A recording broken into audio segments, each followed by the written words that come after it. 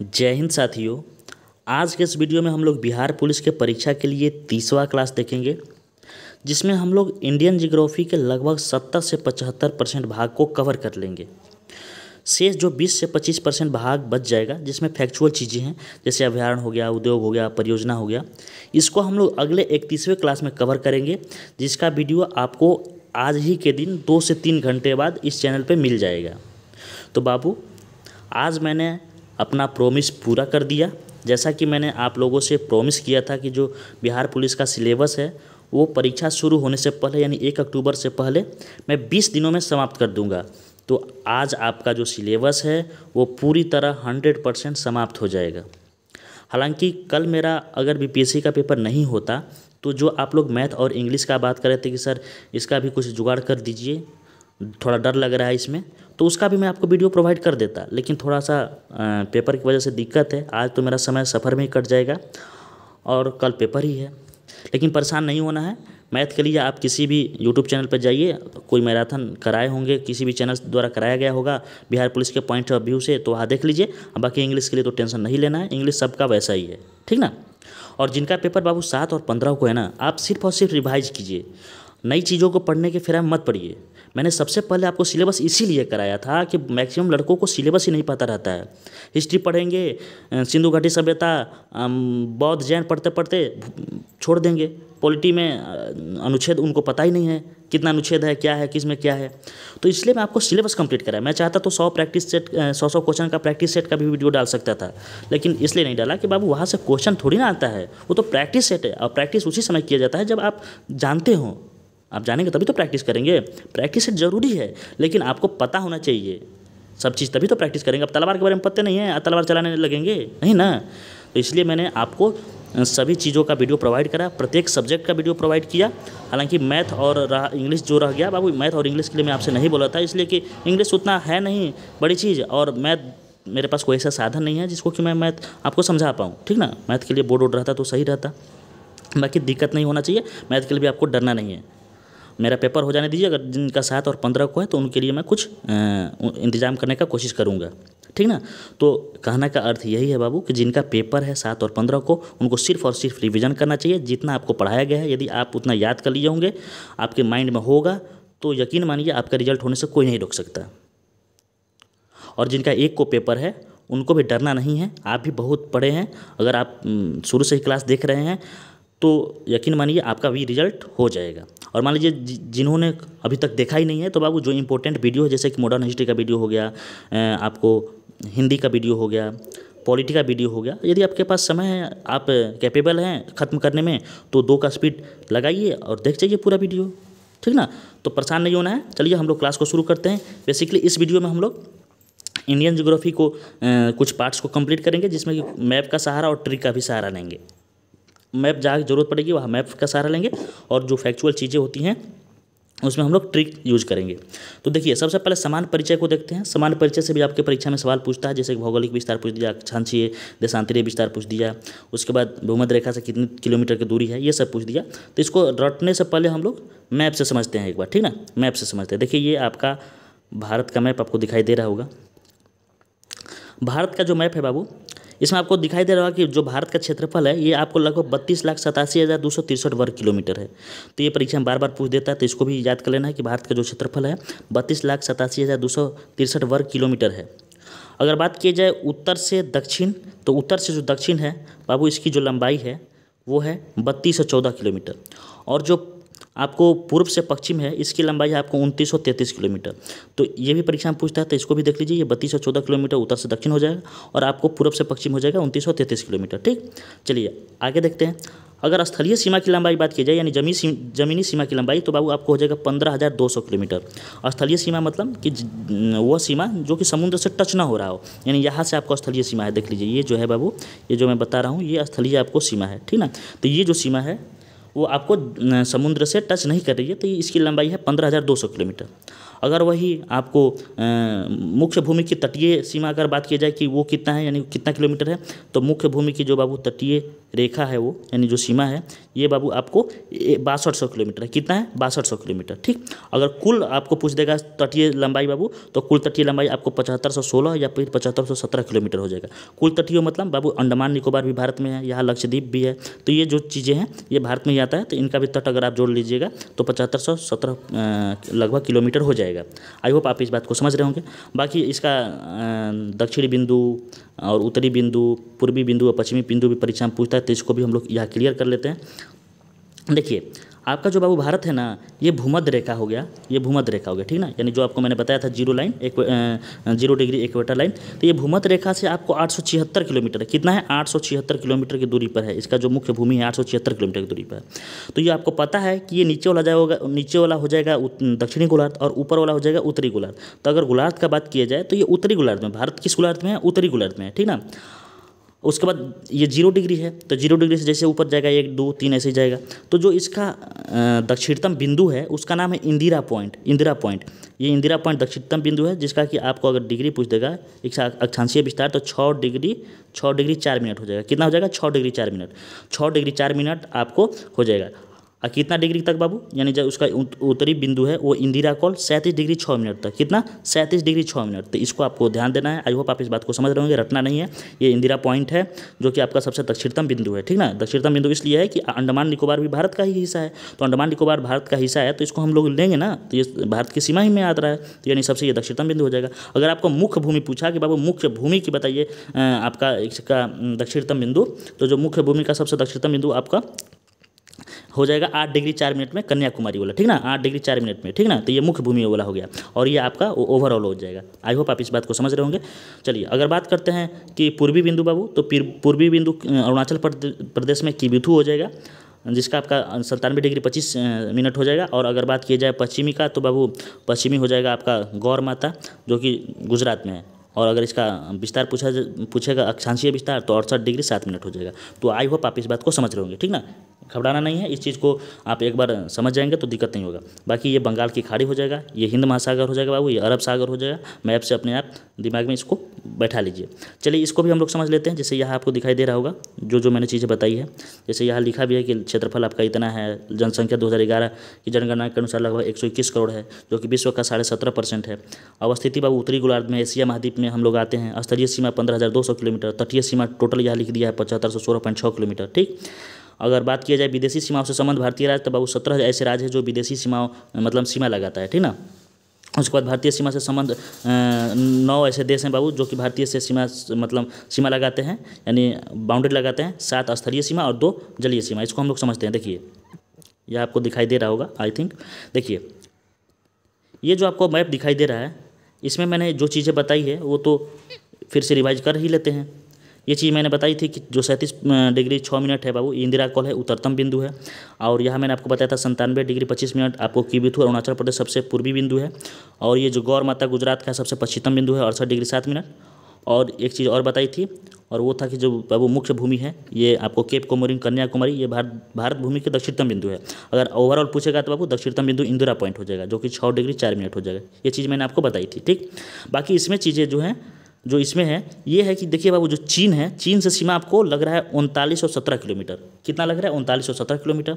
अफगानिस्तान से बाबू लगभग आपको 80 किलोमीटर सीमा लगता है, कहीं कहीं 106 किलोमीटर भी लिखा रहता है पीओके की वजह से, ठीक। अगर भारत पाकिस्तान का बात किया जाए तो बाबू 3323 किलोमीटर लगता है सीमा।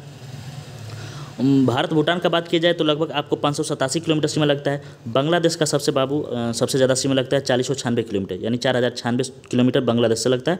और वही भारत म्यांमार का आपको 1458 किलोमीटर सीमा लगता है। तो यदि आपको मैप ये पता होगा कि लगता है सीमा, तो आपको मतलब जो परीक्षा में प्रश्न सॉल्व करने में दिक्कत नहीं होगी, ठीक ना।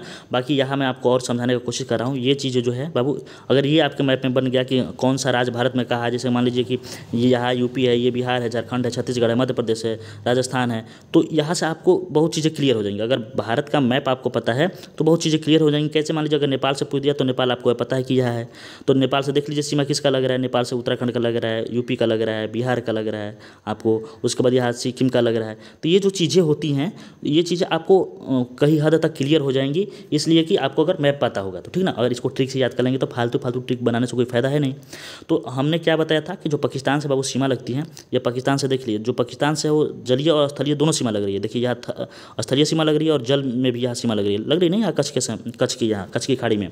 वही बांग्लादेश से भी देख लीजिए बाबू, यहाँ भी स्थलीय सीमा लग रही है और यहाँ जलीय सीमा लग रही है। तो ये जो चीज़ें हैं बाबू आपको मैप से ही याद करने की ज़रूरत है, ठीक ना।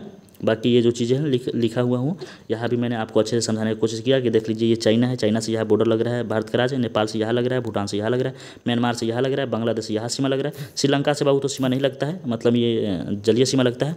बाकी पाकिस्तान से देख लीजिए और अफगानिस्तान से यहाँ देख लीजिए POK की यहाँ सीमा लग रहा है, ठीक। तो आई होप आप समझे होंगे। हालांकि मैं क्वेश्चन में ये सब चीज़ कवर किया हूँ, परेशान नहीं होना है। जो परीक्षा में आपका प्रश्न पूछता है वो मैंने कवर किया है क्वेश्चन के माध्यम से भी, तो यहाँ मैंने आपको समझाने की कोशिश किया। चलिए अब ज़्यादा हम लोग को डिटेल्स में जाना भी नहीं है, इसलिए कि परीक्षा है तो ज़्यादा डिटेल्स में जाने की ज़रूरत है नहीं, ठीक ना। ज़्यादा डिटेल्स में जाएंगे हम लोग जब बिहार दरोगा या फिर बिहार SSC के लिए तैयारी करेंगे, तो यदि आप कहेंगे तो मैं उसका क्लास आपको प्रोवाइड करा दूँगा, ठीक। चलिए अब हम लोग प्रश्नों की तरफ देखते हैं। प्रश्न है कि बाबू अक्षांशीय दृष्टि से भारत की अवस्थिति किस गोलार्ध में है, तो उत्तरी गोलार्ध में है, तथा देशांतरीय दृष्टि से तो देशांतरीय दृष्टि से पूर्वी गोलार्ध में है। देखिए ये हो गया आपका बाबू, एक सेकेंड पसीना गिर गया, ये बाबू जो हो गया आपका भूमध्य रेखा होगा, ठीक ना। अगर गोलार्ध पूछ रहा है तो ये उत्तरी गोलार्ध हो जाएगा। अगर देशांतरीय पूछ रहा है, देशांतरीय मैंने आपको देशांतरीय पढ़ाया था, देशांतर पढ़ाया था ना, अक्षांश देशांतर, तो ये जो है बाबू ये आपको जो भारत है, भारत यहाँ है, ये पूर्वी में हो जाएगा, ये इधर पश्चिम हो जाएगा, इधर पूरब हो जाएगा। तो आई होप आप समझ रहे होंगे। अगर भूमध्य रेखा से दूरी है तो बाबू भूमध्य रेखा से भारत कितनी दूरी है, 876 किलोमीटर, मैंने आपको बताया। अगर अक्षांशीय विस्तार पूछेगा तो 6 डिग्री 4 मिनट उत्तरी अक्षांश से 37 डिग्री 6 मिनट उत्तरी अक्षांश तक। वही मुख्य भूमि से अगर पूछ दिया तो 8 डिग्री 4 मिनट से 37 डिग्री 6 मिनट हो जाएगा, ठीक। अगर देशांतरीय विस्तार पूछेगा बाबू तो 68 डिग्री 7 मिनट से पूर्वी देशांतर से 97 डिग्री 25 मिनट पूर्वी देशांतर, इसलिए कि हमारा जो भारत है वो देशांतर के पूर्व में है, इसलिए यह पूर्व लग रहा है। और अक्षांश में उत्तर में है, यानी गोलार्ध में उत्तरी गोलार्ध में है, इसलिए आपको लग रहा है उत्तरी अक्षांश, ठीक ना। चलिए स्थलीय सीमा की कुल लंबाई बात की जाए बाबू तो 15,200 किलोमीटर है। मुख्य भूमि की तटीय सीमा आपको 61 या फिर 6200 किलोमीटर, वहाँ 6200 मैंने आपको पढ़ाया था, तो परीक्षा में कभी कभी 6200 भी दिखता है, तो ठीक, आप इसको देख लीजिएगा। बाकी जो कुल तटीय सीमा है तो आपको ओवरऑल अगर अंडमान निकोबार और आपको लक्षद्वीप को भी ले लिया जाए तो 7516 किलोमीटर हो जाता है, ठीक। चलिए आगे बढ़ते हैं। अगला सवाल है कि भारत का क्षेत्रफल विश्व के कुल भौगोलिक क्षेत्रफल का कितना प्रतिशत है, तो 2.42% है। अगर जनसंख्या का बात की जाए तो 2011 की जनगणना के अनुसार लगभग 17.5% है। आकार की दृष्टि से बाबू भारत का विश्व में कौन सा स्थान है, तो 7वां है, 7वां यानी आकार यानी क्षेत्रफल की दृष्टि से। अगर सबसे पहला का बात की जाए तो रूस है, उसके बाद कनाडा है, तो ऐसे ही आपको बाबू 7वां है, ठीक। चलिए उसके बाद अगर बात की जाए भारत की उत्तर से दक्षिण तक की कितनी लंबाई है, तो मैंने अभी आपको बताया 32 से 14 किलोमीटर, और पूर्व से पश्चिम पूछेगा तो 2933 किलोमीटर। भारत में कितने राज्य समुद्र तट से रेखा लगाते हैं बाबू, यानी सीमा लगाते हैं, तो 9 ऐसे राज्य हैं जो कि आपको यहाँ मतलब उसकी सीमा लगाते हैं, यानी समुद्र तट से। उसके बाद अगला क्वेश्चन है भारत के किस राज्य की तट रेखा सबसे लंबी है, यानी सबसे लंबी तटीय रेखा किसकी है बाबू, तो गुजरात की है, और सबसे छोटी तो गोवा की है। मैंने आपको बताया था कि दूसरी सबसे लंबी कौन सी है बाबू राज्य जो कि तटीय सीमा लगाती है, तो वो आंध्र प्रदेश थी। अगर दक्षिण भारत का सबसे ज़्यादा पूछ देगा तो आंध्र प्रदेश आंसर हो जाएगा, ठीक ना, इसलिए कि आंध्र प्रदेश जो है दक्षिण भारत में पड़ता है, ठीक। आगे है कि कौन सी अक्षांश रेखा भारत के मध्य से होकर गुजरती है, तो बाबू कर्क रेखा, जो 23.5 डिग्री कर्क रेखा है, यहाँ आपको दिखाई दे रहा होगा इस वाले में, देखिए ये वाले जो चीज़ें हैं इसमें अपने देखिए कर्क रेखा जो है बाबू ये 8 राज्यों से होकर गुजरी है, बीचों बीच भारत के बीचों बीच गई है, ठीक ना। तो चलिए इसको हम लोग देख लेते हैं कि कौन कौन से राज्य से होकर गुजरी है। तो देखिए झारखंड, गुजरात, राजस्थान, मध्य प्रदेश, पश्चिम बंगाल, छत्तीसगढ़, मिजोरम, त्रिपुरा। तो हालांकि अगर आपके दिमाग में मैप होगा तो कोई दिक्कत नहीं होने वाला है, लेकिन मान लीजिए जो अभी पहली बार मैप पढ़ रहे हैं उनके लिए मैं ट्रिक बता दे रहा हूँ। परीक्षा में बार बार पूछता है कि इनमें से कौन सा राज्य से कर्क रेखा होकर नहीं गुजरती है या फिर गुजरती है, तो उसके लिए ट्रिक है झगुराम पक्षमित्री या फिर मित्र पर गमछा झार भी आप ट्रिक सुने होंगे, तो ये सही है। झगुराम पक्षमित्री। झ से हो जाएगा झारखंड, गु से हो जाएगा गुजरात, रा से हो जाएगा राजस्थान, म से हो जाएगा मध्य प्रदेश, प से हो जाएगा पश्चिम बंगाल बाबू, छ से हो जाएगा छत्तीसगढ़, मी से हो जाएगा मिजोरम, और त्रि से हो जाएगा त्रिपुरा। तो जो 5 राज्य हैं बाबू उनसे ये जो है कर्क रेखा गुजरती है, ठीक है। अगर बात की जाए 82.5 डिग्री पूर्वी देशांतर रेखा जो है भारत में कहाँ से होकर गुजरती है, तो आपको सबसे पहले आपको प्रयागराज के निकट मिर्ज़ापुर से होकर गुजरती है। भारत का मानक समय जो है बाबू ग्रीनविच माध्य समय से कितना आ गया है, तो 5.5 घंटा आ गया है। तो ये भी आपको परीक्षा में पूछता है। अगर मानक समय रेखा पूछ देगा कि भारत के कितने राज्यों से होकर गुजरती है, तो आपको 5 राज्यों से होकर गुजरती है। कितने राज्यों से, 5 राज्यों से। अगर आपको मान लीजिए इसका मैप में पता होगा तो आप मार्क देंगे, नहीं मान लीजिए तो इसका भी मैं ट्रिक बता दे रहा हूँ। मैं या इसका ट्रिक है बाबू, मैं आऊँ छत से उतरकर, ठीक। क्या ट्रिक है, एक बार फिर से मैं लिख दे रहा हूँ अच्छे से। एक्चुअली में पसीना की वजह से चल नहीं रहा है हाथ इस पर। देखिए यहाँ पे मैं फिर से लिखने का कोशिश कर रहा हूँ। मैं आऊँ छत से उतरकर, ठीक। देखिए तो ये कैसे हो जाएगा बाबू, देखिए मैं से हो जाएगा आपका, मैं से हो जाएगा मध्य प्रदेश, मैं से हो जाएगा मध्य प्रदेश, आ से हो जाएगा आंध्र प्रदेश, ऊ से हो जाएगा उड़ीसा, छत से हो जाएगा छत्तीसगढ़, उत्तर से हो जाएगा आपको बाबू उत्तर प्रदेश। तो ये जो 5 राज्य हैं इनसे मानक समय रेखा निकलती है, ठीक है। तो मैं आऊँ छत से उतर कर बहुत आपको ईजी ट्रिक है। चलिए अगला सवाल है, भारतीय भूमि का सर्वाधिक उत्तरी भाग है, यानी सबसे उत्तरी जो बिंदु है वो पूछ रहा है तो इंदिरा कॉल हो जाएगा, और वही सबसे दक्षिणी बिंदु पूछेगा तो इंदिरा पॉइंट हो जाएगा, ठीक ना। अगर मुख्य भूमि का दक्षिण नोक, देखिए आपको मुख्य भूमि का दक्षिण नोक या फिर बिंदु पूछ रहा है तो हो जाएगा केप के मोरिन, कन्याकुमारी, जो कि तमिलनाडु में है, वो आपको हो जाएगा। अगला सवाल है, भारत के मुख्य भूमि को रामेश्वरम द्वीप से कौन अलग करता है, तो कौन अलग करता है, पंबन चैनल। कौन अलग करता है, पंबन चैनल, ठीक। उसके बाद आदम का पुल किन देशों के मध्य स्थित है बाबू, तो आदम का जो पुल है भारत एवं श्रीलंका के बीच है, यही आपको दिखाई दे रहा होगा मैप में, ये जो चीज़ें हैं यहाँ ये, ठीक ना। चलिए आगे बात करते हैं। देखिए इन जो जियोग्राफी है ना, ये मैपिंग वाली चीज़ है, मैप से पढ़ने में बहुत मज़ा आता है, ठीक ना। तो इसलिए मैं बार बार आपको मैप सजेस्ट कर रहा हूँ, हालांकि अब तो समय नहीं है बिल्कुल भी, इसलिए मैं आपको क्वेश्चन ज़्यादा प्रैक्टिस कराने की कोशिश कर रहा हूँ इस वीडियो में। अगला सवाल है, श्रीलंका को भारत से कौन सा अलग करती है बाबू, कौन सा खाड़ी अलग करती है, तो मन्नार की खाड़ी हो जाएगा, ठीक ना। भारत की प्रादेशिक जल सीमा समुद्र तट से कितने समुद्री मील की दूरी तक है बाबू, तो 12 नॉटिकल मील, यानी 12 मील तक आपको इसका आंसर हो जाएगा।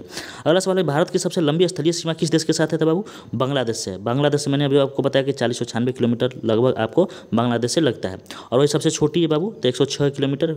किसी परीक्षा में आपको बाबू या जो मैंने आपको बताया था कि 87 किलोमीटर लिख दिया, सॉरी 80 किलोमीटर लिख देता है, तो उसको भी आपको देख लेना है, ठीक। चलिए आपको बांग्लादेश से पूछता है इसका किलोमीटर, बाकी अफगानिस्तान से नहीं पूछता है। अगर पूछेगा सबसे छोटी तो आपको अफगानिस्तान मानना है सिर्फ। अंडमान को निकोबार से कौन सा चैनल अलग करती है बाबू, तो 10 डिग्री। अंडमान और निकोबार को 10 डिग्री चैनल अलग करती है। लक्षद्वीप को मिनिकॉय से कौन अलग करता है, तो लक्षद्वीप को मिनिकॉय से बाबू आपको 9 डिग्री चैनल अलग करता है, ठीक ना। तो इसमें आपको कन्फ्यूजन नहीं होना है। जैसे मान लीजिए कि लक्षद्वीप में लक्ष्य आ रहा है और मिनिकॉय में मिनी आ रहा है, यानी जो लक्ष्य है वो मिनी नहीं रखना चाहिए, मिनी मतलब छोटा होना है, छोटा होता है पता ही है, तो मिनी मतलब छोटा, लक्ष्य कभी छोटा नहीं रखना चाहिए। तो 9 से हो जाएगा 9, 9 से 9 हो जाएगा, ठीक। 9 नहीं रखना चाहिए। विश्व का सबसे बड़ा डेल्टा बाबू सुंदरवन डेल्टा है, जो कि आपको पश्चिम बंगाल में है, ठीक। उसके बाद जल एवं स्थल दोनों सीमा से लगे हुए कितने देश हैं, तो जल एवं स्थल दोनों से सीमा से लगे हुए आपको 3 देश हैं, बांग्लादेश है, म्यांमार है और पाकिस्तान है। एक बार फिर से देख लीजिए, देखिए ये जो है बाबू यहाँ मैं आपको दिखा दे रहा हूँ, एक सेकंड, यहाँ आपको दिखाई दे रहा होगा पाकिस्तान। देखिए पाकिस्तान यहाँ गुजरात से लगा रहा है, इधर भी आपको स्थलीय सीमा है, ठीक। उसके बाद अगर बांग्लादेश का बात की जाए तो देखिए इधर स्थलीय सीमा है और इधर आपको जलीय सीमा है, और म्यांमार भी देख लीजिए यहाँ स्थलीय सीमा है और इधर जलीय सीमा है। तो ये जो 3 देश हैं बाबू, 3 देश ये आपको स्थलीय और जलीय दोनों सीमा लगाती हैं। चलिए आगे बढ़ते हैं। म्यांमार की सीमा सबसे ज़्यादा भारत की किस राज्य से लगती है, ये परीक्षा में पूछता है तो अरुणाचल प्रदेश हो जाएगा। कोलाबा पॉइंट कहाँ स्थित है बाबू, तो मुंबई में। कोलाबा पॉइंट कहाँ स्थित है, मुंबई में। भारतीय उपमहाद्वीप में कितने देश शामिल है, तो जो भारतीय उपमहाद्वीप है उसमें कितने देश शामिल है, तो बाबू 5 देश शामिल है, भारत, पाकिस्तान, बांग्लादेश, नेपाल, भूटान। कौन कौन, भारत, पाकिस्तान, आपको नेपाल, भूटान, बांग्लादेश, यानी 5 देश शामिल है। चलिए अगला सवाल है, तीनों ओर बांग्लादेश से घिरा हुआ कौन राज्य है, तो देखिए जो तीनों ओर बांग्लादेश से बाबू घिरा हुआ राज्य है वो कौन है, तो आपको त्रिपुरा है। यहाँ आपको मैप में दिखाई दे रहा होगा, ये देख लीजिए, ये त्रिपुरा है, ये त्रिपुरा है। तो ये देखिए इधर से भी घिरा है, एक ओर से इधर से भी घिरा है और इधर से घिरा है, सिर्फ इधर से बाबू आपको असम घेरे हुए है, यानी 3 ओर से आपको कौन घेरा है, तो वो घेरा है आपको बांग्लादेश। तो इसका राइट आंसर हो जाएगा त्रिपुरा। असम एवं अरुणाचल प्रदेश के बीच कौन सी नदी सीमा बनाती है, तो संकोच नदी हो जाएगा। कौन सा नदी, संकोच नदी। सिक्किम से गुजरने वाले अक्षांश किस एक राज्य से होकर गुजरती है, तो राजस्थान से होकर बाबू गुजरती है। चलिए आगे बढ़ते हैं हम लोग। पृथ्वी की चुंबकीय विषुवत रेखा दक्षिण भारत में किस राज्य से होकर गुजरती है, तो बाबू केरल के त्रिवेंद्रम से। भारत की सबसे लंबी नदी कौन है, तो गंगा है, जिसकी लंबाई लगभग 2525 किलोमीटर है। सबसे लंबी प्रायद्वीपीय नदी कौन है, तो हो जाएगी गोदावरी। कौन हो जाएगी, गोदावरी, जिसको हम लोग दक्षिणी गंगा या फिर बूढ़ी गंगा भी कहते हैं।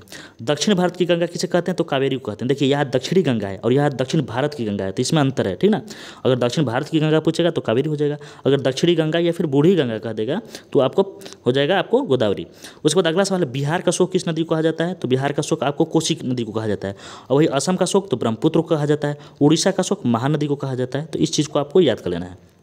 चलिए अगला सवाल है, विश्व का सबसे बड़ा नदी द्वीप माजुली द्वीप किस राज्य में है बाबू? तो असम में है, ठीक ना। ब्रह्मपुत्र नदी पे ये सबसे बड़ा द्वीप है, जो विश्व का सबसे बड़ा द्वीप है माजुली द्वीप, ठीक ना। अगला सवाल है कि विश्व का सबसे छोटा नदी द्वीप कौन सा है बाबू? तो वो भी आपको असम में ही उमानंदा है, ठीक ना। उमानंदा सबसे छोटा द्वीप है। अगला सवाल है, लक्षद्वीप कौन सा द्वीप है बाबू? तो प्रवाल भित्ति निर्मित द्वीप है। परीक्षा में पूछता है कि इनमें से कौन सा प्रवाल भित्ति निर्मित द्वीप है या मूंगा से बना हुआ है, तो उसका राइट आंसर आपको मार देना है लक्षद्वीप। चलिए आगे बढ़ते हैं। अगला सवाल है, लूनी नदी कहाँ गायब हो जाती है बाबू? तो लूनी नदी जो है कच्छ केरल में गायब हो जाती है, ठीक। अगला सवाल है कि भारत का रूर किसे कहा जाता है? तो छोटा नागपुर पठार को भारत का रूर कहा जाता है। क्या कहा जाता है? भारत का रूर कहा जाता है, ठीक ना। चलिए आगे बढ़ते हैं, अपने अगले सवाल को देखते हैं। मालाबार तट के पश्च जल को क्या कहा जाता है? यानी जो केरल का मालाबार तट है, आगे हम पढ़ाएंगे तटों के बारे में। तो इसके पश्च जल को क्या कहा जाता है? तो कयाल कहा जाता है। उसके बाद व्हीलर द्वीप का वर्तमान में नाम क्या है? तो अब्दुल कलाम द्वीप है। कौन सा द्वीप है? अब्दुल कलाम द्वीप। तो यहाँ मैंने जितने भी आपको भौगोलिक सीमाएं हो गया, आपको सामान्य परिचय हो गया, जहाँ से आपको परीक्षा में सवाल पूछता है, उसको मैंने कंप्लीट कराया। अब हम लोग बढ़ते हैं अपने पर्वत, पहाड़, नदियाँ, झरना और यही सब झीलों के बारे में, ठीक ना। तो सबसे पहले हम लोग पर्वत, पहाड़ी, दर्रा यही सब देखेंगे। तो इसको समझाने से पहले मैं आपको मतलब प्रश्न को देखने से पहले हम लोग समझ लेते हैं कुछ चीज़ें जो कि आपके परीक्षा के लिए इंपॉर्टेंट है। यहाँ मैंने अपना नोट्स लिया है जो कि आपको बहुत ही यूजफुल होगा। परेशान नहीं होना है, इस क्लास को आपको अंत तक देखना है, बस इसको आप समझिए। हालांकि मैं क्वेश्चन भी लिया हूँ, इससे जो भी परीक्षा में प्रश्न पूछता है उसको भी मैंने समझाने का कोशिश किया है, प्रश्न भी लिया है और आपको यहाँ मैं समझा भी रहा हूँ। देखिए, भू आकृतिक दृष्टि से बाबू भारत में काफ़ी विविधता है, ठीक ना। लगभग 10.6 प्रतिशत क्षेत्र पर पर्वत है, 18.5% क्षेत्र पर पहाड़ियाँ हैं, 27.7% क्षेत्र पर पठार है और 43.2% क्षेत्र पर मैदान है। जिसमें बाबू भारत का जो भौगोलिक विभाजन है ये आपको बेसिकली 5 भागों में बटा गया है। कितने भागों में? 5 भागों में। इसको थोड़ा सा बड़ा कर लेते हैं। जैसे कि देखिए, उत्तरी पर्वतीय क्षेत्र जिसको कि हिमालय क्षेत्र भी बोलते हैं, तो ये जो आपको एक वाला दिखाई दे रहा है ये यहाँ से ये उत्तरी पर्वतीय क्षेत्र हो गया। उसके बाद जो मैदानी प्रदेश है, यानी जो हिमालय से नीचे है ये मैदानी प्रदेश है, ये जो कलर भी मैंने किया है ये आपको 2 नंबर में आ जाएगा। उसके बाद प्रायद्वीपीय पठार है, प्रायद्वीपों में यहाँ पठार जो है उसको भी हम लोग देखेंगे। तटीय मैदान है, तटों पे या पश्चिमी तट हो गया, पूर्वी तट हो गया, तो इसको भी है। उसके बाद भारतीय द्वीप है, छोटे छोटे बहुत द्वीप है, जैसे अंडमान निकोबार में द्वीप है, यहाँ लक्षद्वीप द्वीप है, तो इसको भी आपको बाबू मतलब कहने करते हैं कि जो भौतिक विभाजन है वो 5 प्रकार में किया गया है, ठीक ना, यानी 5 भागों में बटा गया है।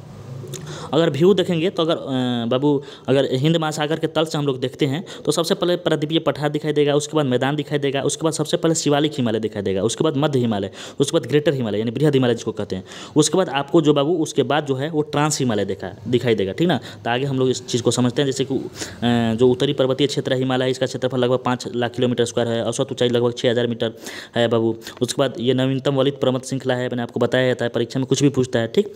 कई समांतर श्रेणियां मध्य में घाटियां भी है, जैसी एशिया की 94 सबसे अधिक चोटियों में से 92 इसी पर्वतमाला पर है। उसके बाद चापाकार आकृति है, यानी तलवार के समान आकृति है, ऐसे है, ठीक।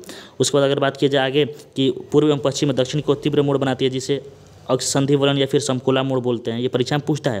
अगर हिमालय का अब भौतिक विभाजन किया जाए तो हिमालय को आपको मेनली 2 भागों में बांट कर पड़ते हैं, ट्रांस हिमालय और मुख्य हिमालय। तो ट्रांस हिमालय बाबू हिमालय जो है उसके पार वाले भाग को ट्रांस हिमालय कहा जाता है, यानी ट्रांस मतलब होता ही है उस पार, तो जो हिमालय के उस पार को यानी जो चीन में है, तिब्बत में, उसको ट्रांस हिमालय बोला जाता है। और जो मुख्य हिमालय है इसमें बृहद हिमालय, लघु हिमालय और शिवालिक या फिर उप हिमालय को हम लोग देखेंगे, ठीक ना। तो चलिए हम लोग जल्दी से इस चीज़ को देख लेते हैं। जैसे देखिए, ट्रांस हिमालय है, इसका अन्य नाम तिब्बती हिमालय है, टेथिस हिमालय है। यह वनस्पति नहीं पाई जाती है क्योंकि ये अधिकतर समय हिमाच्छादित रहता है, यानी बर्फों से ढका रहता है। चाइना में इसका कैलाश श्रेणी है और जम्मू कश्मीर में बाबू ट्रांस हिमालय का भाग है। काराकोरम, लद्दाख, जांस्कर, पीर पंजाल, ये परीक्षा में पूछता है। काराकोरम, लद्दाख, जांस्कर, पीर पंजाल, ये किसका भाग है? तो ट्रांस हिमालय का भाग है। किसका भाग है? ट्रांस हिमालय का। तो इसका ट्रिक भी है, आपको आप सुने होंगे, कलेजा पर, ट्रिक है ना, सुने होंगे ना, कलेजा पर, कलेजा पर। तो क से हो जाएगा काराकोरम, ले से हो जाएगा लद्दाख, जा से हो जाएगा जांस्कर, अब पर से हो जाएगा आपका पीर पंजाल। तो ये जो चारों हैं ये जम्मू कश्मीर में। परीक्षा में कभी कभी पूछ देता है कि सियाचिन, बिला फोर्ट या फिर बाल्टोरो हिस्पोर, जो ये चीज़ लिखा है ये बाबू सियाचिन किस पर्वत श्रेणी पे है? तो काराकोरम श्रेणी पे, ठीक ना। काराकोरम श्रेणी पे ये जो चीज़ें हैं ये आपको ग्लेशियर है। अगला है लद्दाख हिमालय की सर्वोच्च चोटी बाबू। तो लद्दाख हिमालय की सर्वोच्च चोटी जो है राकपोशी है, जो कि विश्व की सबसे ऊंची ढाल वाली चोटी है। और यही जो आपको ट्रांस हिमालय है, इसी ट्रांस हिमालय का बाबू K2 है। K2 इसी ट्रांस हिमालय पर है, K2 गॉडविन स्टीन, जो कि सर्वोच्च चोटी है। सर्वोच्च चोटी, भारत की सर्वोच्च चोटी कौन है? K2, जो कि काराकोरम श्रेणी पर, ठीक ना, जिसकी आपको लगभग 8611 मीटर इसकी ऊँचाई है। चलिए आगे बढ़ते हैं, आगे देख लेते हैं। यहाँ पर आपको मैप के भी सहायता से मैंने समझाने का कोशिश किया है। काराकोरम, लद्दाख, जांस्कर, पीर पंजाल, उसके बाद बाबू 5वां ये जो है ये कैलाश श्रेणी हो गया, ठीक ना, तिब्बत में। आगे बढ़ते हैं हम लोग। बृहद हिमालय को देखते हैं। बृहद हिमालय जो है बाबू, इसमें भी मैक्सिमम बर्फ़ों से ढका रहता है। औसत ऊंचाई इसकी 100 मीटर है। उसके बाद ये नंगा पर्वत पाकिस्तान से लेकर नामचा बरवा अरुणाचल प्रदेश तक फैला हुआ है।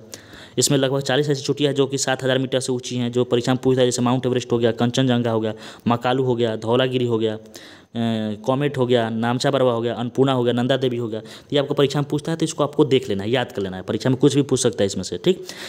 चलिए आगे बढ़ते हैं। हिमालय की सर्वोच्च चोटी बाबू जो है, तो हिमालय की जो सर्वोच्च चोटी है वो माउंट एवरेस्ट आपको है, माउंट एवरेस्ट है, जिसकी लगभग आपको ऊंचाई है 8848 मीटर, ठीक ना। 8848 मीटर इसकी लगभग ऊंचाई है। तिब्बत में इसको बाबू चोमोलुंगमा कहते हैं, जिसके क्या अर्थ होता है पर्वतों की रानी, और नेपाल में इसको सागर माथा कहते हैं, ठीक ना। गंगा व यमुना का उद्गम बाबू हिमालय से ही होता है। यहाँ अनेक हिमनद भी पाए जाते हैं, जैसे उत्तराखंड में मिलाम, गंगोत्री, सिक्किम में जेमू, ये सब हिमनद भी पाए जाते हैं। यहाँ देखिए मैं आपको लिखा हूँ, जो माउंट एवरेस्ट है बाबू, ये सर्वोच्च चोटी है। हिमालय की सर्वोच्च चोटी माउंट एवरेस्ट है। अगर भारत की सर्वोच्च चोटी पूछेगा, यानी भारत में जो हिमालय है उसकी सर्वोच्च चोटी कौन है बाबू, तो K2 हो जाएगा। कौन हो जाएगा, K2। अगर भारत में स्थित पूछेगा तो कंचनजंगा होगा, इसलिए कि जो K2 है ना, अभी वर्तमान में भारत में नहीं है, इसलिए कि POK में है। और आपको पता होना चाहिए कि जो POK है वो कहाँ है, तो POK पाकिस्तान का कब्जा है, यानी यहाँ है, मान लीजिए POK पे यहाँ है आपको K2। इस वजह से देखिए यहाँ K2 दिखाई दे रहा है, यहाँ है, ठीक ना। इस वजह से आपका अगर भारत का पूछेगा तो K2 हो जाएगा। अगर भारत में पूछेगा, यानी वर्तमान में जो पूछेगा, तो आपको कंचनजंगा सिक्किम हो जाएगा, ठीक ना। सिक्किम अभी भारत में है ही, आपको पता ही है, इस बात को आपको ध्यान देना है, ठीक। तो आई होप समझ गए होंगे। अगर मान लीजिए ओवरऑल पूछे हिमालय का, तो माउंट एवरेस्ट हो जाएगा। अगर भारत का पूछेगा तो K2 हो जाएगा। अगर भारत में पूछेगा तो आपका कंचनजंगा हो जाएगा, ठीक ना। तो इसको आपको कन्फ्यूजन नहीं करना है। बाकी यहाँ देख लीजिए, मैं यहाँ समझाया भी हूँ, जैसे कि परीक्षा में पूछता है उस चीज़ को यहाँ देख लेते हैं। मध्य या फिर लघु हिमालय से ज़्यादा नहीं पूछता है। दर्रा पूछता है कि बनिहाल दर्रा, पीर पंजाल दर्रा आपको मध्य या फिर लघु हिमालय में है। पीर पंजाल, धौलाधार, महाभारत श्रेणी। पीर पंजाल भी कभी कभी आपको, जो मैंने बताया कलेजा पर, तो पीर पंजाल भी कभी कभी आपको मध्य या फिर लघु हिमालय में ही दे देता है, ठीक ना। वहाँ ट्रांस हिमालय मैंने आपको बताया था यह चीज़, तो उसको कभी कभी आपको दे देता है, तो उसको भी देख लेना, कोई दिक्कत नहीं है। जो कन्फ्यूजन वाली चीज़ें होती हैं वो जो होता है उसको परेशान नहीं होना है।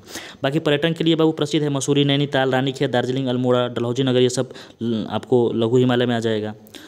उसके बाद ढालों पर घास के मैदान पाए जाते हैं, जिसको जम्मू कश्मीर में मर्ग बोला जाता है, जैसे सोनमर्ग, गुलमर्ग, टनमर्ग।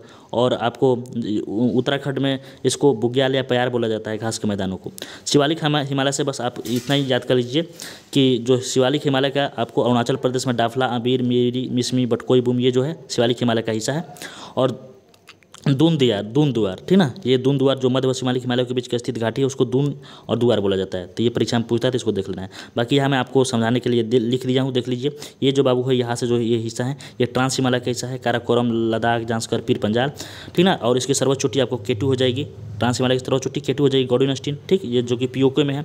भारत की सर्वोच्च चोटी 8611 मीटर लगभग इसकी ऊंचाई है। अगर बात की जाए बृहद हिमालय का, तो ये माउंट एवरेस्ट हो जाएगा, कि नेपाल में जो है विश्व की सबसे ऊंची चोटी है। और ये बाबू कंचनजंगा है, जो कि वर्तमान में स्थित भारत की सबसे ऊंची चोटी है। यहाँ देख लीजिए पटकोई बूम हो जाएगा, नागालैंड में नागा हो जाएगा, और यहाँ लुसाई हो जाएगा, लुसाई की पहाड़ी हो जाएगा, ठीक। तो यहाँ मैंने आपको जो ओवर है एक शॉर्ट रूप में आपको बताने का कोशिश किया। अगर आपको समझ में आया होगा तो बहुत अच्छी बात है, नहीं तो आप क्वेश्चन सिर्फ देखने आए हैं तो क्वेश्चन यहाँ तो मैं आपको बताऊँगा ही, ठीक ना। क्वेश्चन आपको यहाँ क्वेश्चन के फॉर्मेट में समझाऊँगा ही, ठीक है। चलिए आगे कुछ देख लेते हैं। आगे इसमें कुछ है बाबू, आगे भी कुछ है, तो उसको भी हम लोग देख लेते हैं। जैसे कि हिमालय का प्रादेशिक विभाजन पूछता है। तो हिमालय का प्रादेशिक विभाजन का अगर बात की जाए, तो हिमालय का प्रादेशिक विभाजन है पंजाब हिमालय, उसके बाद कुमायूं हिमालय, नेपाल हिमालय, असम हिमालय। पंजाब हिमालय नदियाँ पूछता है कि सिंधु से सतलज के बीच कौन सा हिमालय है, तो सिंधु से सतलज नदियों के बीच आपको कुमायूं हिमालय, सॉरी पंजाब हिमालय है। उसके बाद सतलज से काली के बीच कुमायूं हिमालय है, काली से तीस्ता के बीच नेपाल हिमालय है, और तीस्ता से ब्रह्मपुत्र के बीच बाबू असम हिमालय है, ठीक ना। ये प्रादेशिक विभाजन है, प्रदेशों के हिसाब से किया गया है, ठीक।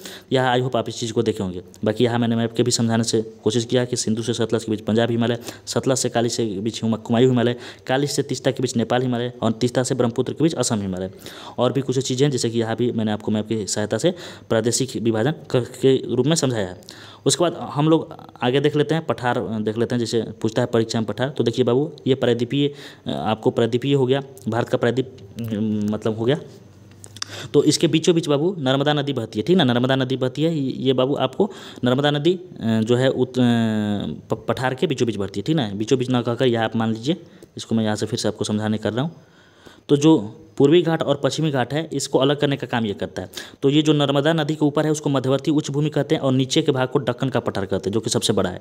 तो दक्कन का पठार देख लेते हैं। जैसे दक्कन का पठार बाबू कर्नाटक में पूछता है कि कौन सा पठार है, तो धरवाड़ का पठार है। तमिलनाडु में तमिलनाडु का पठार है। आंध्र प्रदेश में आंध्र प्रदेश का पठार है। तेलंगाना में तेलंगाना का पठार है। विदर्भ मतलब महाराष्ट्र में विदर्भ का पठार है। छत्तीसगढ़ में बस्तर का पठार है और छत्तीसगढ़ उड़ीसा में दंडकारण्य का पठार है। तो ये परीक्षा में आपको पूछता है, ठीक ना। तो आप इसको देख लीजिए, परीक्षा में जो भी पूछता है इसको आपको कवर कर लेना है। बाकी बेंगलुरु का पठार और मैसूर का जो पठार है बाबू कर्नाटक के पठार का हिस्सा है और बाबूबदन की पहाड़ियाँ इसका हिस्सा है। यानी मैसूर का पठार का जो हिस्सा है बाबूबदन की पहाड़ियाँ है। पहाड़ियों से भी आपको परीक्षा में प्रश्न पूछता है, तो पहाड़ियों को भी देख लेना है। बाकी यहाँ भी मैंने लिखा है मध्यवर्ती उच्च भूमि में देख लीजिए, विंध्याचल का पठार आ जाएगा नर्मदा नदी के ऊपर पर। मालवा का पठार मध्य प्रदेश में उत्तर पश्चिम कोना पर। बुंदेलखंड का पठार आपको विंध्याचल पठार के ऊपर हो जाएगा, यानी मध्य प्रदेश यूपी में। बघेलखंड का पठार झारखंड के ऊपर हो जाएगा। छोटा नागपुर का पठार आपको झारखंड में हो जाएगा। मेघालय पठार जो है बाबू छोटा नागपुर पठार का हिस्सा है, यानी जो मेघालय का पठार है वो छोटा नागपुर का पठार का हिस्सा है, ठीक। मेवाड़ का पठार आपको बाबू ये ऊपर हो जाएगा, मेवाड़ का पठार। तो इस चीज़ों को आपको देख लेना है। यहाँ भी मैंने मैप की सहायता से समझाने की कोशिश किया है। जितने भी पठार है आपको क्लास रोक कर PDF की सहायता से देख लेना है या फिर आपको याद कर लेना है। चलिए आगे बढ़ते हैं। ये जो समझाने वाली चीज़ें हैं मैं काफ़ी हद तक आपको समझाने की कोशिश कर रहा हूँ। पहाड़ियाँ भी आपको परीक्षा में बाबू पूछता है कि कौन सी पहाड़ियाँ कहाँ है। जैसे मान लीजिए मैक्सिमम आपको पूछता है कि राजपीपला की पहाड़ी कहाँ है, मांडव की पहाड़ियाँ कहाँ है, तो गुजरात में हो जाएगा। अगर आपको पूछ दिया कि नल्ला मलाई की पहाड़ी कहाँ है, तो आंध्र प्रदेश में हो जाएगा। अब अगर परीक्षा में आपको पूछ दिया सेवराय की पहाड़ी, जवादी की पहाड़ी कहाँ है, पालनी की पहाड़ी कहाँ है, तो तमिलनाडु में हो जाएगा। और अगर गड़जात की पहाड़ी पूछ देगा तो उड़ीसा में हो जाएगा। तो ये पहाड़ी भी मैंने आपको यहाँ कवर करा दिया। बाकी तट पूछता है तो बाबू तट देख लीजिए, तट भी देख लीजिए। आपको यहाँ मैं दिखा दे रहा हूँ तट। ये देखिए गुजरात में जो तट है, तो गुजरात के तट को कहते हैं बाबू काठियावाड़ तट। क्या कहते हैं? काठियावाड़ तट। देखिए यहाँ लिखा हुआ है काठियावाड़ तट। अगर वही बात किया जाए कोंकण तट किसको कहते हैं, तो बाबू महाराष्ट्र से गोवा के बीच मैक्सिमम महाराष्ट्र में पड़ता है, तो उसको कोंकण तट बोला जाता है, ठीक ना। उसके बाद अगर बात किया जाए ये गोवा से मंगलुरु तक यानी कर्नाटक तक, गोवा से कर्नाटक तक, तो कर्नाटक में इसका मैक्सिमम भाग है, तो हो जाएगा कन्नड़ तट। कौन हो जाएगा तट? कन्नड़ तट। वही केरल में बाबू केरल के तटों को मलाबार तट बोला जाता है। उसके बाद अगर तमिलनाडु के तटों की बात किया जाए, कुछ हिस्सा इसका बाबू थोड़ा सा आंध्र प्रदेश में ही पड़ता है, तो इसको इस तट को बोला जाता है आपको कोरोमंडल तट। उसके बाद अगर बात की जाए उत्तरी सरकार तट किसको बोला जाता है बाबू, तो उत्तरी से जो सरकार तट है आपको आंध्र प्रदेश और उड़ीसा के कुछ हिस्सों को उत्तरी सरकार तट को बोला जाता है। और उड़ीसा में जो पड़ता है उत्कल तट बोला जाता है। क्या बोला जाता है? उत्कल तट। उड़ीसा के तटों को उत्कल तट बोला जाता है। यहाँ मैंने लिख दिया है कंक्लूजन के रूप में, यहाँ देख लीजिए, परेशानी नहीं होना है। काठियावाड़ तट गुजरात में, कोंकण तट महाराष्ट्र में, कन्नड़ तट कर्नाटक में, मलाबार तट केरल में। इसका मैं ट्रिक भी बनाया हूँ, जैसे देख लीजिए यहाँ आपको दिखाई दे रहा होगा कि गुजरात में आपका गुजरना आ गया और कठिया में आपका खटिया आ गया। तो आपको पता है कि जो पुराने ज़माने के लोग थे वो अगर गुजर जाते थे यानी उनका देहांत हो जाता था, तो उनको खटिया पर उठाकर आदमी ले जाता था। खटिया मतलब जानते हैं ना, बिहार के हैं तो जानते ही होंगे। बाकी महाराष्ट्र में महान आ रहा है, कोंकण में कंकड़ आ रहा है, तो महान आदमी कंकड़ थोड़ा ना बिनेगा, ठीक ना, वो अपना काम करेगा। उसके बाद कन्नड़ तट में और कर्नाटक में देखिए, कर्नाटक में नाटक आ गया, कन्नड़ में कान आ गया। तो नाटक जो करता है उसका कान आदमी ऐठता ही है, वहाँ से आप कोरिलेट कर सकते हैं। बाकी मलाबार तट और केरल में हो जाएगा, तो केरल में करेला आ गया, मलाबार में माल आ गया, यानी माल पैसा, पैसा से ही आपको करेला मिलेगा, ठीक, या फिर केला मिलेगा। कोरोमंडल तट आपको याद ही होगा। बाकी गोलकुंडा आंध्र प्रदेश देख लीजिए, उत्तरी सरकार तट आपको आंध्र प्रदेश में हो जाएगा, उत्कल तट आपको उड़ीसा में हो जाएगा। तो ये चीज़ें मैंने आपको यहाँ से बताने का कोशिश किया। यहाँ पे जो भी चीज़ें हैं पर्वत पठार ये सब मैंने कवर कर दिया। अब चलिए हम लोग प्रश्नों की तरफ देखते हैं। देखिए पहला प्रश्न है कि हिमालय पर्वत किस प्रकार का पर्वत है बाबू, तो जो हिमालय पर्वत है वो नवीन वलित पर्वत है। कैसा है? नवीन वलित पर्वत। भारत में सबसे उच्च पर्वत शिखर का नाम क्या है, तो कंचनजंगा, जो कि सिक्किम में है, ठीक ना। चलिए आगे बढ़ते हैं। हिमालय श्रेणी में मिलने वाली संकीर्ण तथा अनुदैर्घ्य घाटियों को किस नाम से जाना जाता है, तो दून के नाम से। किसके नाम से? दून से। अगला सवाल है नंदा देवी चोटी हिमालय के किस भाग में स्थित है, तो नंदा देवी जो चोटी है बाबू कुमायूं हिमालय में है, ठीक ना। ये सर्वोच्च चोटी है, कुमायूं हिमालय की सबसे सर्वोच्च चोटी नंदा देवी चोटी है। भारत की सबसे प्राचीन वाली पर्वत कौन है बाबू, तो सबसे प्राचीन आपको वलित पर्वत अरावली है, ठीक ना। सबसे प्राचीन वलित पर्वत जो है अरावली है, ठीक ना। अगला सवाल है कि अरावली पर्वत के सर्वोच्च शिखर का नाम क्या है, तो गुरु शिखर। सर्वोच्च शिखर का नाम गुरु शिखर है। उसके बाद आगे बात करते हैं पूर्वी घाट एवं पश्चिमी घाट पर्वत श्रेणियों के सम्मेलन स्थल कौन सी है बाबू, तो आपको नीलगिरी की पहाड़ी है। पूर्वी घाट और पश्चिमी घाटों के बीच जो है वो सम्मेलन शिखर आपको नीलगिरी की पहाड़ी है। कार्डमम पहाड़ी कहाँ स्थित है बाबू, तो केरल में। नर्मदा और ताप्ती नदियों के मध्य कौन सी पहाड़ी स्थित है, तो सतपुड़ा पहाड़ी है, ठीक ना, सतपुड़ा पहाड़ी है। शिवराय पहाड़ियाँ कहाँ स्थित है, तो तमिलनाडु में है। सबरीमाला किस राज्य में स्थित है, तो केरल में है। पाल घाट दर्रा किन दो राज्यों को जोड़ता है, तो तमिलनाडु और केरल। यहाँ दर्रा आ गया बाबू, तो दर्रा को भी हम लोग देख लेते हैं, आगे में है स्लाइड तो उसको देखेंगे, पहले यहाँ जो क्वेश्चन है उसको देख लेते हैं। जैसे खैबर दर्रा कहाँ स्थित है, तो पाकिस्तान में है। नासिक और मुंबई को कौन सा दर्रा जोड़ता है, तो थाल घाट दर्रा जोड़ता है, ठीक ना। और जम्मू को श्रीनगर से कौन सा दर्रा जोड़ता है, तो पीर पंजाल दर्रा जोड़ता है। तो इसको देख लेना है। बाकी चलिए हम लोग जो छूट गया था इसको हम लोग देख लेते हैं। ये स्लाइड हम लोगों से मिस हो गया था, तो हम लोग को मिस नहीं करना है। जैसे पर्वत यह मैं ओवरव्यू के तौर पर ले लिया हूँ, आपको स्क्रीन पर दिखाई दे रहा होगा। ये ओवरव्यू के तौर पर जैसे कि काराकोरम, लद्दाख, जांस्कर, पीर पंजाल बाबू, ये सब आपको ट्रांस हिमालय का भाग है। और इसकी सर्वोच्च चोटी आपको केटू हो जाएगा, गाडू नस्टिन 8611 मीटर इसका आपको बाबू ऊंचाई हो जाएगा। और ये सब जम्मू कश्मीर में है। बाकी जो धौलाधार पर्वत है बाबू हिमाचल प्रदेश में हो जाएगा। उसके बाद अगर बात की जाए शिवालिक पर्वत, तो शिवालिक पर्वत आपको सबसे नवीनतम पर्वत है। डाफला, अवीर, विस्मोई, मिसमी, पटकोई बूम, ये बाबू अरुणाचल प्रदेश में हो जाएगा और ये शिवालिक का आपका हिस्सा हो जाएगा। नागा जो पर्वत है ये नागालैंड में हो जाएगा। मिजो और लुसाई पर्वत आपको मिजोरम में हो जाएगा। अगर मिजो की सर्वोच्च चोटी पूछता है तो नीला पर्वत हो जाएगा। गारो, खासी, जयंतिया जो पर्वत है बाबू मेघालय में हो जाएगा और गारो की सर्वोच्च चोटी नोक्रेक हो जाएगा। परीक्षा में पूछता है, इसको देख लीजिए। राजमहल की जो बाबू पहाड़ी है वो आपको पठार है, मतलब पहाड़ी है, वो झारखंड के ऊपर हो जाएगा। अरावली के जो पर्वत है बाबू वो राजस्थान में हो जाएगा। मैक्सिमम राजस्थान में अरावली होता है, पंजाब और दिल्ली में भी है, तो अरावली इसका आंसर हो जाएगा। इसका सर्वोच्च जो चोटी है बाबू गुरु शिखर हो जाएगा। रायसीना की जो पहाड़ी है वो दिल्ली में पड़ता है, वो अरावली पहाड़ी का ही हिस्सा है। गिर जो बाबू पर्वत है वो गुजरात में पड़ता है। विंध्याचल पर्वत आपको मध्य प्रदेश में है। यूपी बिहार में भी विंध्याचल प्रदेश का कुछ हिस्सा है, जैसे कि यूपी में चुनार, मिर्जापुर, सोनभद्र में जो पहाड़ियाँ हैं वो विंध्याचल पर्वत का हिस्सा है। बिहार में जो कैमूर, गया में जो पहाड़ियाँ है वो विंध्याचल पर्वत का हिस्सा है। ठीक, चलिए आगे देख लेते हैं। आगे सतपुड़ा पहाड़ी बाबू, जो सतपुड़ा है वो आपको एमपी और महाराष्ट्र में पड़ता है। इसका सर्वोच्च चोटी धूपगढ़ हो जाएगा। उत्तर भारत को दक्षिण भारत से ये सतपुड़ा जो है अलग करता है। अजंता जो है बाबू पूछता है परीक्षा में कि वो कौन सा पर्वत है जो केवल एक ही राज्य में फैला है, तो हो जाएगा अजंता, जो कि आपको महाराष्ट्र में फैला है। ठीक ना।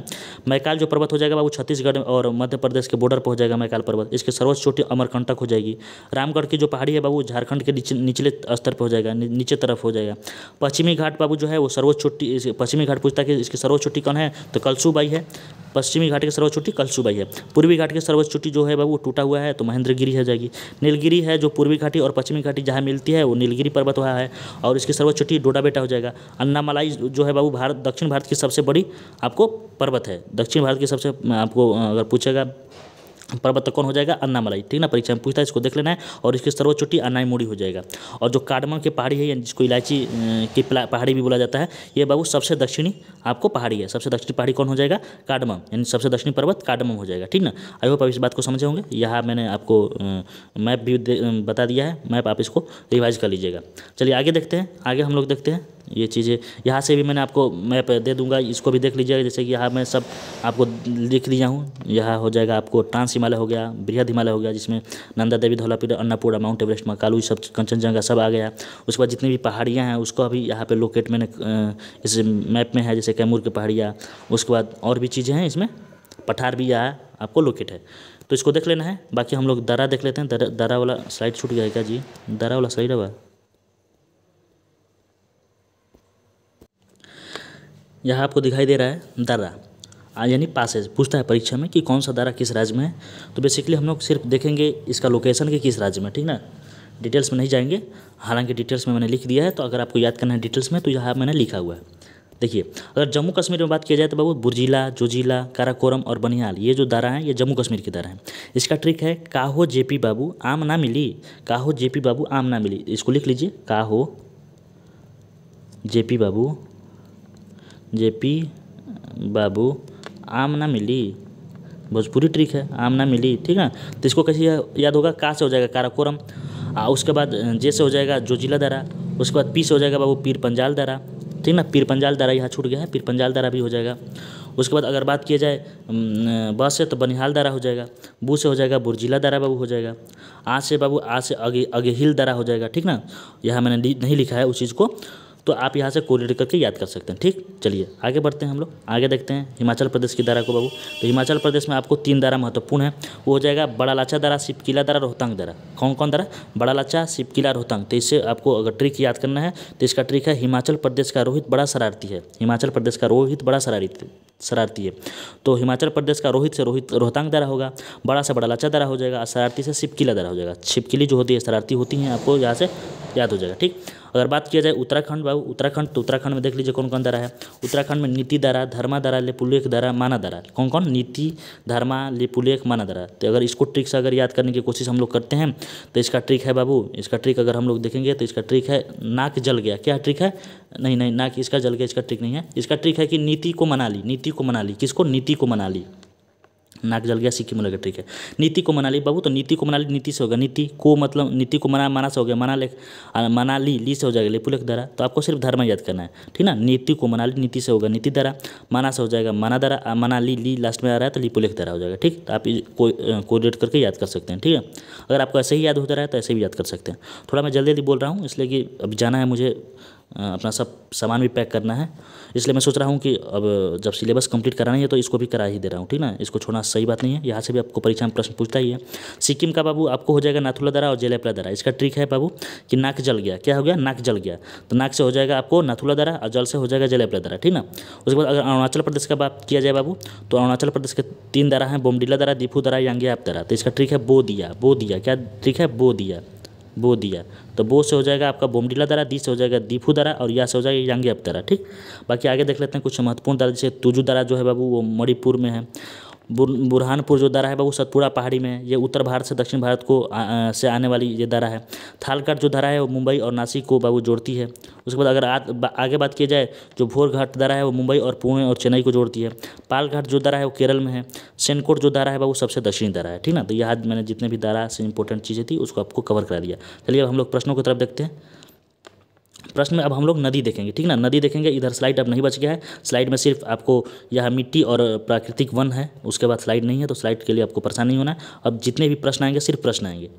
चलिए आगे बढ़ते हैं। पहला सवाल है कि चिनाब नदी को हिमाचल प्रदेश में किस नाम से जाना जाता है, तो बाबू चंद्रभागा नदी से। घाघरा नदी को किस अन्य नाम से भी जाना जाता है, तो पौराणिक सरस्वती नदी से। किन 2 नदियों के संगम के बाद गंगा नदी कहलाती है, तो बाबू भागीरथी और अलकनंदा जहाँ मिलती है उसी के बाद आपको इसका नाम गंगा हो जाता है, ठीक ना। उसके बाद गंगा नदी को बांग्लादेश में किस नाम से जाना जाता है, तो पद्मा के नाम से जाना जाता है। यमुना नदी गंगा में किस स्थान पर मिलती है, तो इलाहाबाद में आके मिलती है। ब्रह्मपुत्र को तिब्बत में किस नाम से जाना जाता है, तो सांगपोक। नर्मदा नदी कहाँ से निकलती है, तो बाबू छत्तीसगढ़ के अमरकंटक पहाड़ी से निकलती है। नर्मदा नदी कहाँ गिरती है, तो खंबात की खाड़ी में गिरती है। ताप्ती नदी किस घाटी से होकर गुजरती है बाबू, तो भ्रंश घाटी से। वेन गंगा तब पेन गंगा बार बार परीक्षा में पूछता है, ये किसकी सहायक नदी है, तो गोदावरी की सहायक नदी है। कावेरी जल विवाद बाबू किन 2 राज्यों के बीच है, तो कर्नाटक और तमिलनाडु के बीच कावेरी जल विवाद है। महानदी कहाँ से निकलती है, तो छत्तीसगढ़ के बेसिन से निकलती है। सिंधु नदी का उद्गम स्थल है बाबू, तो तिब्बत के मानसरोवर झील से सिंधु नदी आपको बेसिकली निकलती है। सिंधु की सबसे बड़ी सहायक नदी कौन है बाबू, तो सिंधु की सबसे बड़ी सहायक नदी आपको चिनाब नदी है। कौन सी नदी को अरुणाचल प्रदेश में दिहांग नदी कहा जाता है और बांग्लादेश में जमुना कहा जाता है, तो ब्रह्मपुत्र नदी को, ठीक ना। बराक नदी किसकी सहायक नदी है, तो ब्रह्मपुत्र नदी की बराक नदी जो है सहायक नदी है। गंगा की सबसे बड़ी सहायक नदी कौन है, तो यमुना है। बेतवा किस नदी की सहायक नदी है, तो यमुना की है, ठीक ना। तो ये जो चीज़ें हैं आपको फैक्चुअल चीज़ें याद ही करनी है। कौन सी नदी सिक्किम में जाकर गंगा में मिल जाती है, तो बाबू महानंदा। कौन सी नदी कर्क रेखा को 2 बार काटती है, तो माही नदी काटती है। इंद्रावती और भीमा किसकी सहायक नदी है, तो गोदावरी की है। केरल की वह नदी जो पश्चिम में जाती है बाबू, तो पेरियार नदी है, वो पश्चिम में जाती है। भारत की कौन सी नदी अरब सागर में गिरती है, तो बाबू वो है साबरमती, माही, नर्मदा और ताप्ती। इसका ट्रिक है समानता, स से हो जाएगा साबरमती, म से हो जाएगा माही, न से हो जाएगा नर्मदा और त से हो जाएगा ताप्ती। तो ये परीक्षा में बार बार पूछता है, इसका ट्रिक भी देख लीजिए। अगला है भारत की कौन सी नदी एस्चुरी एवं डेल्टा दोनों बनाती है, तो बाबू गोदावरी बनाती है। कौन बनाती है, गोदावरी बनाती है, ठीक ना। चलिए अब कुछ जलप्रपात देख लेते हैं। परीक्षा में जलप्रपात यानी वाटरफॉल से भी सवाल पूछता है। जैसे पूछ दिया कि जोग या फिर गरसोपा जलप्रपात बाबू किस नदी पर है, तो शरावती नदी पर है, कर्नाटक में है। कुंचिकल जलप्रपात आपको बाबू बराह नदी में कर्नाटक पे है। शिव समुद्रम जलप्रपात कावेरी नदी में कर्नाटक में है। तो इसको अगर याद करना है तो देखिए, शिव समुद्र में समुद्र आ रहा है, कावेरी में वेरी आ रहा है। तो समुद्र है उसका पानी हमेशा वेरी करता रहता है, एक समान तो रहता नहीं है, रहता है जी, नहीं रहता है ना। तो आप इसको कोरिलेट कर सकते हैं। बाकी गोकक में गोकर्ण नदी यानी ये भी कर्नाटक है। धुआधार में नर्मदा नदी, तो जहाँ आपको बाबू धुआधार अगर पानी गिरेगा तो वहाँ की जो जगह हैं वो नर्म हो जाएंगी, हो जाएगी ना, यानी जो वहाँ मध्य है, मध्य की जगह नर्म हो जाएगी। तो आप इसको कोरिलेट कर सकते हैं। हुंडरू जो जलप्रपात है बाबू स्वर्णरेखा नदी में झारखंड पे है। बिहार में टोंस जो बिहार है बाबू जलप्रपात वो टोंस नदी पर है, जो कि राजस्थान में, ठीक ना। इसको कैसे याद करेंगे, बिहार में हार आ रहा है और टोंस में टॉस आ रहा है। तो टॉस आपको पता है कि हमेशा आदमी जीतता नहीं, हार भी जाता है, तो आप इसको कोरिलेट कर सकते हैं। बाकी पैकारा जो है नीलगिरी क्षेत्र में है, तो इसको कैसे याद करेंगे, पैकारा में कार आ रहा है और नीलगिरी में नीला आ रहा है, तो नीला कार होता है, कार नीला ही होता है। आपको पता है कि मैक्सिमम कारें नीली होती हैं, तो आप इसको कोरिलेट कर सकते हैं। बाकी चुलिया पुनासा चंबल नदी पर राजस्थान में है। ये ना बाबू जो है नर्मदा नदी में है, ठीक, मध्य प्रदेश में। काकुलत जो बाबू है काकुलत नदी पर है, नवादा बिहार में। चित्रकूट जो है बाबू इंद्रावती नदी पर छत्तीसगढ़ में। तो इसको याद कर लीजिएगा। चित्रकूट अगर इसको याद करना है तो चित्रकूट में चित्र आ रहा है, इंद्रावती में इंद्र जी आ रहा है। तो इंद्र भगवान होते हैं जिनका चित्र होता है, आपको पता ही है। आगे बात करते हैं भारचुकी जो बाबू है या फिर बालमुरी जो जलप्रपात है वो कावेरी नदी पे तमिलनाडु में है। गौतम धारा है रूर नदी झारखंड में है। और दूध सागर जो मांडवी नदी गोवा में। तो ये जितने भी जलधारा है प्रमुख है, इसको आपको याद कर लेना है, ठीक ना। आगे बात करते हैं इसका अगर परीक्षा में कैसे प्रश्न पूछ सकता है, इसको मैंने आपको समझाने की कोशिश किया है। जैसे कि जोग या गरसोपा जलप्रपात किस नदी पर है, तो बाबू शरावती नदी पर। जोग जलप्रपात का नया नाम क्या है, तो महात्मा गांधी जलप्रपात। एशिया का सबसे बड़ा जलप्रपात कौन है, तो हुंडरू जलप्रपात हो जाएगा। देखिए ये जोग या गरसोपा जो जलप्रपात है ये भारत का सबसे बड़ा आपको जलप्रपात हो जाएगा, लेकिन ये आपको गैर पंक्तिबद्ध है, ठीक ना। गैर पंक्तिबद्ध मतलब डायरेक्ट गिर जाता है। अगर पंक्तिबद्ध पूछेगा कि मान लीजिए कि पहाड़ों से टकरा कर, तो वो हो जाएगा आपको ये जो मैंने आपको बताया था दूसरा कोचिकल जलप्रपात, ठीक ना। तो आई होप आप इस बात को समझ रहे होंगे। उसके बाद अगला है कि शिव समुद्रम जलप्रपात किस नदी पर है, तो कावेरी नदी पर है। गौतम धारा फिर जोन्हा जलप्रपात किस नदी पर है, तो रारू नदी पर है। पायकारा जलप्रपात बाबू कहाँ स्थित है, तो नीलगिरी में, ठीक ना, नीलगिरी क्षेत्र में है। चलिए आगे बढ़ते हैं, हम लोग झील देखते हैं। जम्मू कश्मीर के कुछ झील देख लेते हैं। तो देखिए जम्मू कश्मीर में बाबू मैक्सिमम आपको झीलों में नाग रहेगा, जैसे शेषनाग, बेरी नाग। उसके बाद अगर बात किया जाए अनंतनाग, नगीना, तो ये जिसमें नाग रहेगा वो जम्मू कश्मीर से हो जाएगा। बाकी उलर झील जो बाबू है, वुलर झील वो सबसे मीठे पानी की झील है, आपको पता है, तो इसको याद कर लेना है। डल झील भी आपको जम्मू कश्मीर में है, इसको पता है, याद कर लेना है। उसके बाद अगर मानस बल में दिक्कत हो रहा है तो मानस बल में बल आ रहा है, और आपको पता है कि बल मतलब फोर्स होता है। जितने भी फोर्स हैं जैसे BSF हैं, CSF हैं, CRPF हैं, ये मैक्सिमम आपको जो है वो जम्मू कश्मीर में लगाई जाती हैं। वहाँ थोड़ा दिक्कत रहता है इस वजह से, जिसमें बहुत सारे हमारे सैनिकों का जो है शहीद हो जाते हैं, यानी उनकी जान चली जाती है। तो जान सर से जान हो जाएगा, तो आप इसको कोरिलेट कर सकते हैं, ठीक। बाकी उड़ीसा में बाबू जो चिल्का झील है, आपको पता ही है, लैगून झील है, ये सबसे अधिक खरे पानी की झील है, परीक्षा में पूछता है। तो उड़ीसा से उड़ना हो जाएगा, और चिल्का में चील आ रहा है, तो चील आपको पता ही है कि चील कौवा जो होता है उड़ते हैं, तो आप यहाँ से कोरिलेट कर सकते हैं। बाकी जो मणिपुर है वो लोकटक झील है, तो मणि आप खा लीजिएगा तो आप टक टक करने लगेगा, आपका दांत नहीं बजने लगेगा टक टक, तो आप इसको कोरिलेट कर सकते हैं। बाकी राजस्थान में देख लीजिए, जो राजस्थान में झील है, राजसमंदर झील, लून कर्नर झील, फतेह झील, सांभर झील, पिछौला झील, जयसमंद झील, डिडवाना झील, नक्की झील, पंचभद्र झील। तो इसको अगर याद करना है तो थोड़ा इसको हम लोग कोरिलेट कर सकते हैं। कैसे कर सकते हैं, राजसमंदर में राजा है तो राज से राजस्थान हो जाएगा।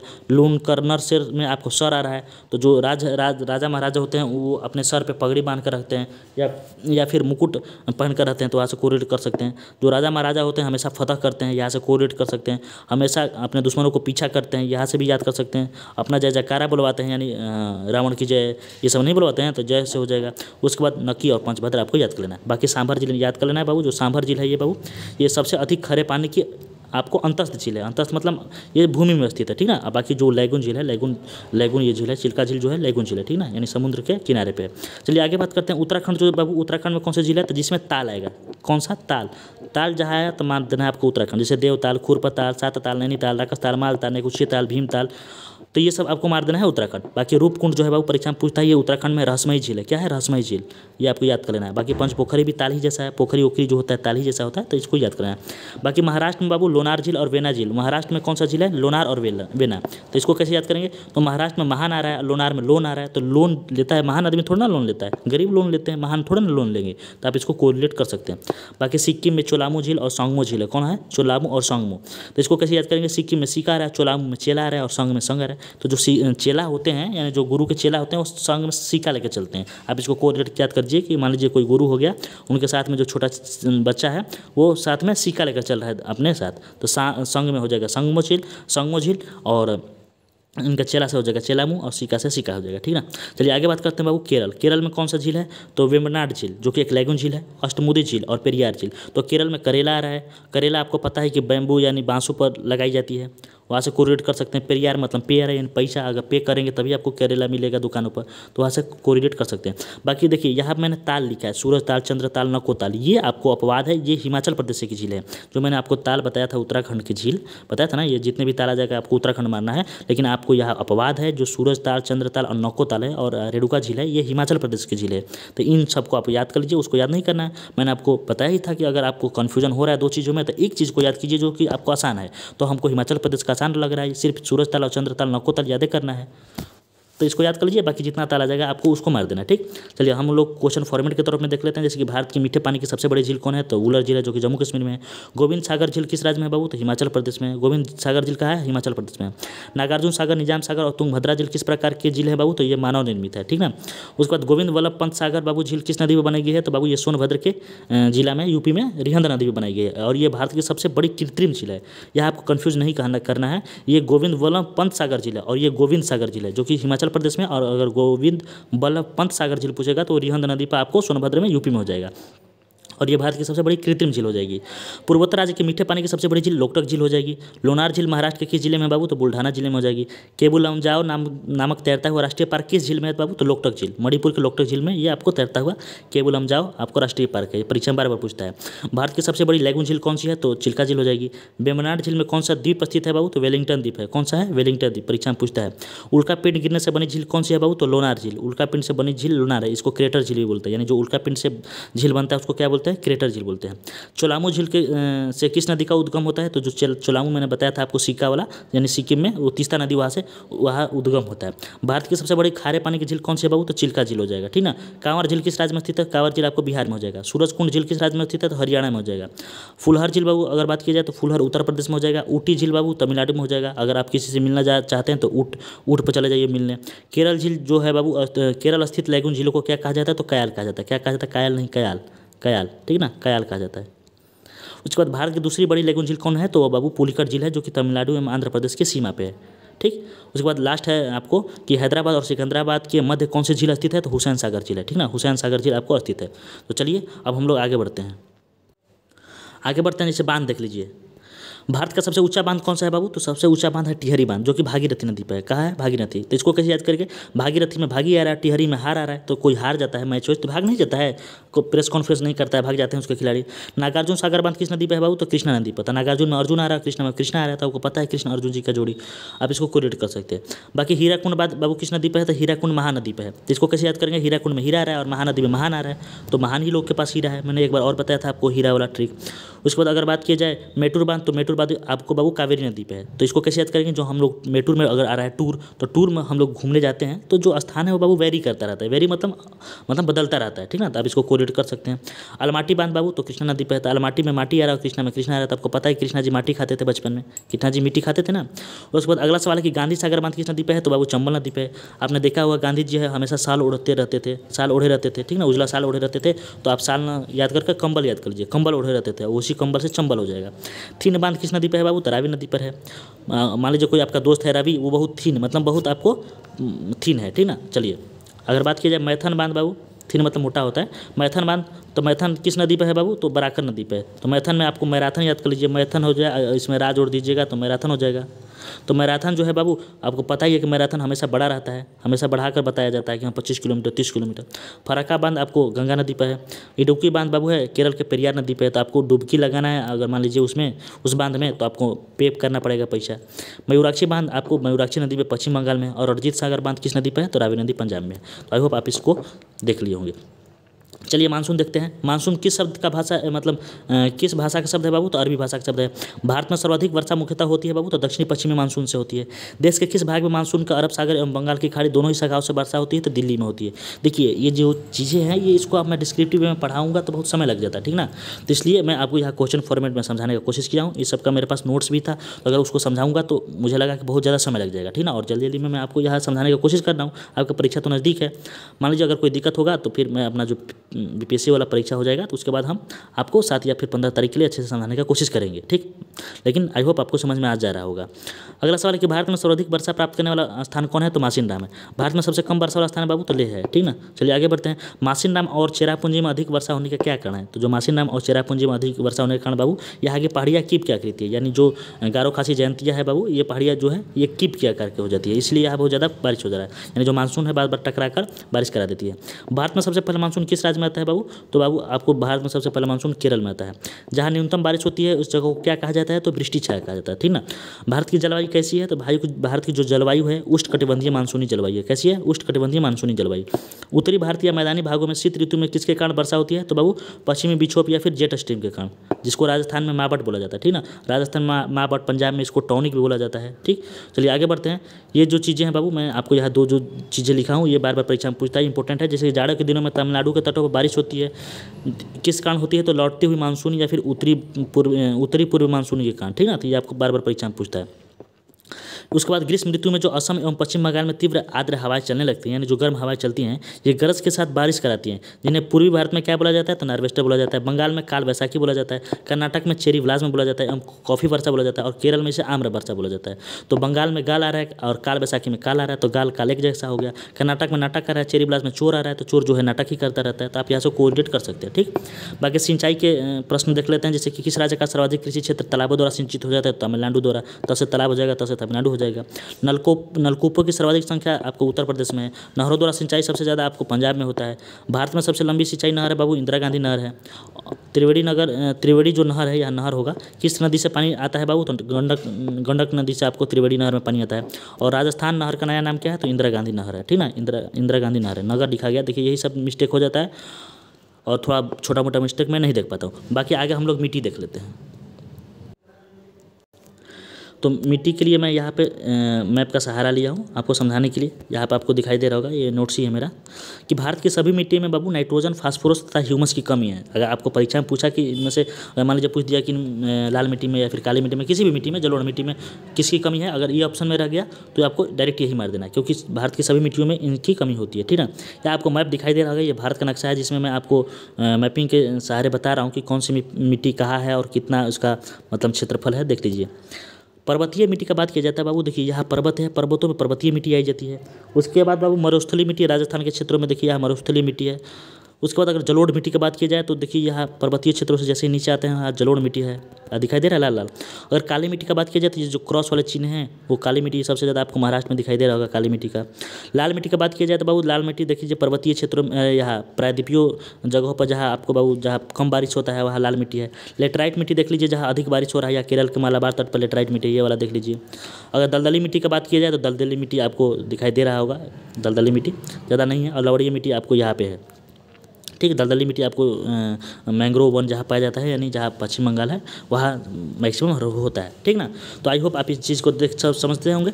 हम लोग क्वेश्चन फॉर्मेट की तरफ देखते हैं। जो क्वेश्चन है परीक्षा में जो पूछता है कि नदियों द्वारा लाई गई मिट्टी को क्या कहा जाता है, तो जलोढ़ मिट्टी कहा जाता है। उत्तर भारत में सर्वाधिक विस्तार किस मिट्टी का है, तो जलोढ़ मिट्टी का। नई जलोढ़ को खादर कहा जाता है और पुरानी जलोढ़ को बांगर कहा जाता है। परीक्षा में पूछता है धान की खेती के लिए अति उपजाऊ भूमि कौन सी है, तो दोमट है। मृदा अपरदन रोका जा सकता है, तो बाबू वन रोपण द्वारा रोका जा सकता है।